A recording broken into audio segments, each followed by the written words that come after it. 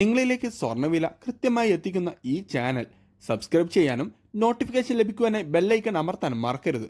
അതുകൂടാതെ നിങ്ങളുടെ ഓരോ ലൈക്കും വിലപ്പെട്ടതാണ്. ലൈക്ക് ചെയ്യാൻ മറക്കരുത് കേട്ടോ.